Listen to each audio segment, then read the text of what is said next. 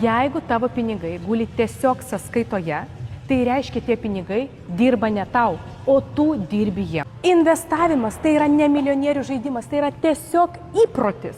Nuo 50 ar 100 eurų tu per mėnesį gali sukurti tikrai nemažą kapitalą, kuris tau duos laisvę po kelių metų. Mes galime pajuokauti, galime pagalvoti, kad tai nėra tiesa, bet tai yra tiesa. Aš dirbu beveik 12 metų šioje bendrovėje ir pas mane ateina žmonės atsiimti savo pinigų.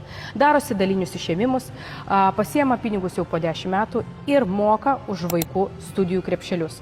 Moka už tai, kad galėtų išsipildyti savo svajonės. Jie ima pinigus iš šitos bendrovės, kurie sukaupė per mano pagalbą ir moka už pradinį įnašą į būstą. Ar tai yra blogai? Spręsti jums. Aš padedu žmonėms pradėti paprastai, be didelių sumų, su aiškiu planu ir su galimybė išsiimti pinigus tada, kada jums jų labiausiai reikia. Ir net yra tokių sutarčių, kur įdėję pinigų sumą galite išsiimti ją bet kada. Taigi, mielasis ir mieloji, parašyk man ir mes tau sukursime investavimo planą. Pinigams dirbti, o tau gyventi ramiai.